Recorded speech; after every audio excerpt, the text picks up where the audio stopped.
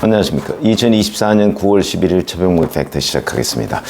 김건희 여사를 호스티스 줄리라는 식으로 의혹을 제기했던 여러 사람들이 있었죠. 그 중에 이제 그 정천수 전 열린공감TV 대표가 있고, 그 다음에 안혜욱 전 대한초등학교 태권도 협회장, 뭐 이 두 사람이 있는데, 이 두 사람의 재판이 아직도 진행 중입니다. 저는 이미 뭐 다 끝나거나 뭐 그렇게 된 줄 알았더니 진행 중이라고 합니다. 그래서 어제 그 재판이 있었습니다. 자, 그런데 이게 이제 무슨 사건이냐면, 안혜욱 전 협회장이라는 사람이 2021년 12월에, 그러니까 대선을 한 4개월쯤 앞두고 있었던 때죠. 열린공감TV 인터뷰를 합니다.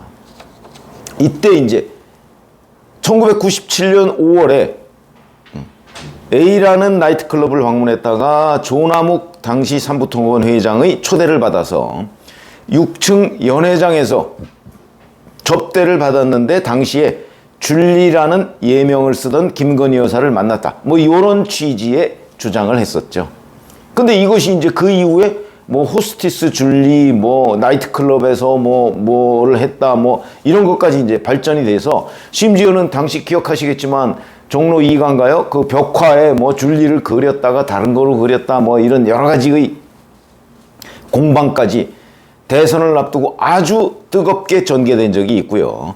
그러다 보니까 이제 이 줄리가 허위다, 이렇게 윤석열 당시 후보 측이 이제 관련해서 뭐 기자, 그 다음에 안혜욱 씨 뭐 이렇게 해서 이제 다 그 고소를 하고 뭐 이런 사태까지 벌어지고, 그 후에는 뭐 대략 그냥 없어졌나 뭐 이런 식으로 그 우리가 인식을 하고 있었는데, 재판이 아직도 진행 중이다. 어제 서울중앙지법 형사 34부 한성진 부장판사인데요, 제6차 공판을 열었다고 합니다. 뭐 이것도 왜 이렇게 늦게 뭐 하나 뭐 이런 생각이 좀 들긴 합니다. 이 한성진 부장판사는요, 이재명 대표의 선거법 위반 재판을 지금 그 심리하는 사람입니다. 그러니까 아마 이것도 공직선거법 위반이니까 같이 하는 것으로 보이는데, 그런데 어제 이제 그 줄리가 근무했다고 이른바 주장되는 그 나이트클럽의 대표였던 사람, 두 사람이 법정 증언을 했습니다. 아주 오래전 얘기입니다. 1994년부터 99년까지. 그러니까 뭐 지금으로부터 30년 전 얘기죠. 30년 전에 그 이 나이트클럽의 공동대표였으니까 뭐 아마 지금은 뭐 거의 뭐 나이도 굉장히 많이 되고 아마 그 나이트클럽은 없어졌죠. 그러니까 이제는 뭐 조남욱 사무통원 회장이나 뭐 이런 사람들과 무슨 연관이 있을 것 같지는 않습니다. 뭘 하는지는 모르지만. 근데 거기에서 이제 이 조모 전 대표라는 사람이 이렇게 얘기합니다. 마담이나 여직원 중에 줄리라는 이름을 가진 사람이 있었는지 기억이 나느냐? 라고 얘기를 했더니, 마담이 한 20명 정도 됐고, 마담 관리하는 간부는 따로 있어서 종업원 여성까지 신경 쓸 수는 없다. 이렇게 얘기하니까. 그러면 줄리라는 이름을 들어본 적이 없다는 말이냐? 이렇게 얘기하니까 네, 이렇게 얘기했고요. 이 배모 씨라는 사람, 당시 있던 사람 중에 줄리라는 사람을 본 적이 있느냐? 전혀 듣도 보도 못한 내용이다. 전혀 모른다. 이렇게 얘기를 했고, 이 사람은 특히 나이트클럽에서 그 VIP룸, 그러니까 조남욱 회장의 사적인 어떤 접대 공간, 여기로 뭐 전용 엘리베이터가 있어서 올라가고 뭐 이런 얘기를 그 안혜욱 전 회장이 했었거든요. 그 부분을 물어보니까 이 조모 씨가 클럽 안으로 들어와서 외부로 나가는 곳에 엘리베이터는 하나도 없다. 그리고 배모 씨는 나이트클럽은 사무실 건물 지하에 있고 조 회장 집무실은 호텔 건물에 있어서 한 200m 정도는 떨어져 있었다. 어떻게 전용 엘리베이터를 설치할 수 있다는 건지 도대체가 말이 안 된다. 이렇게 얘기를 했습니다. 자, 그러면 이 나이트클럽에 뭐 자주 이제 이른바 김건희 여사가 줄리라는 가명을 써가면서 근무를 했었다. 뭐 이런 주장을 했었는데, 그래서 이제 호스티스 줄리 뭐 이런 얘기가 나오는 거 아니었겠습니까?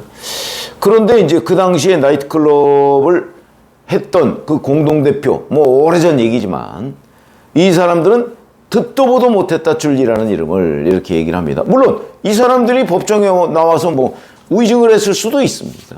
뭐 저는 그걸 배제하는 건 아니고요. 다만 위증을 하면 위증 문제에 관한 또 처벌을 받습니다. 이 문제에 관해서 안혜욱 전 태권도 협회장, 그러니까 저 초등학교 태권도 협회장 뭐 이런 사람들은 자기는 직접 만났다는 거고, 그러다 보니까 뭐 누가 더 기억이 정확하냐 뭐 이렇게 얘기를 할 수가 있는데 어차피 다 한 30년 전, 25년 전 얘기입니다. 그러다 보니까 누구의 기억이 더 정확하다고 얘기할 수는 없을 것이고요.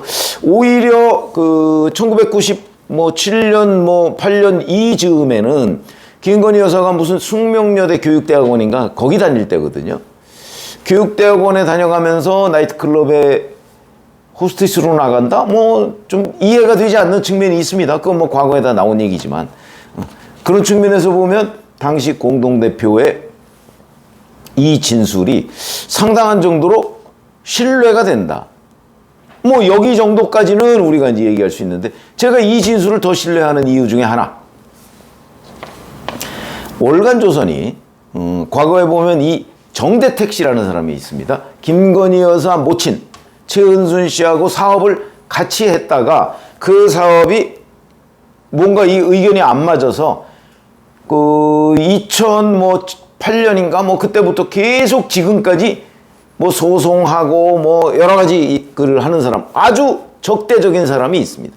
지금 김건희 여사, 줄리 뭐 이런 거와 관련해서 나오는 얘기의 대부분은 그 시발점이 정대택 씨입니다. 왜냐하면 정대택 씨는 김건희 여사 모친하고 관계가 아주 안 좋았기 때문에 거기서 대부분 뭐 이랬다 저랬다 뭐 무슨 문제가 있다 뭐 이런 게 거기서 출발을 합니다. 근데 이 정대택 씨하고 월간조선이 인터뷰를 한 적이 있습니다. 대선 때입니다. 바로 이 문제 제기가 막 있을 때. 그러니까 그때는 오히려 이 문제를 키워야 되는 입장에 있는 사람이 정대택 씨입니다. 그런데 호스티스 줄리에 관한 질문을 받고 자기는 호스티스 줄리를 알지 못한다고 얘기합니다. 다만 자기가 알기로는 줄리라는 이름은 이 전시기획 뭐 이런 거를 하고 있지 않습니까? 그 김건희 여사가. 근데 그런데 그 어떤 화가로서의 예명, 전시기획자로서의 예명 이런 걸로 알고 있다. 호스티스 줄리는 자기는 못 들었다. 이렇게 얘기합니다. 그러면 결국 호스티스 줄리라는 거에 시발점이라고 하는 사람이 모른다고 얘기하고 호스티스 줄리가 근무했다는 그 나이트클럽의 공동대표 2명이 들어본 적도 없고 본 적도 없다고 하고 그렇게 되면 대충 이거는 뭐 없는 일 돼버리는 거 아닌가요? 응? 그래서 저는 이 정대택 씨도 호스티스 줄리는 부인을 하고 물론 전시기획자 김건희 여사의 예명이 줄리라는 것으로 뭐 기억하고 있다 뭐 이런 식의 취지로 인터뷰를 한 적이 있습니다. 그럼 호스티스 줄리라는 건 도대체 어디서 나온 얘기냐? 이거는 아마도 정대택 씨가 이제 뭐 전시기획자 줄리 뭐 이런 얘기를 하니까 그거를 조남욱 회장의 그 건물 지하에 있는 이 나이트클럽과 연결짓고 뭐 이런 걸 이렇게 여러 가지 팩트들을 묶어서 막 혼합하고 조작하고 그래서 그게 호스티스 줄리가 된 것이 아닌가. 이렇게 판단이 됩니다. 그래서 어제 그 이 재판이 이제 6차 공판이 있었는데 뭐 곧 마무리되겠죠. 마무리되면 이제 공직선거법 위반 뭐 아마 이거 허위사실 유포 뭐 이런 얘기가 될 텐데 그 부분에 대해서 법원의 판단이 나오지 않을까 뭐 이렇게 생각이 됩니다. 어쨌든 간에 이 호스티스 줄리라는 것의 그 신빙성 뭐 이런 부분은 이제 뭐 거의 무너진 단계가 아닌가. 어제 재판뿐만 아니고 정대택 씨의 인터뷰 내용을 볼 때 이렇게 말씀을 드릴 수가 있겠습니다. 고맙습니다.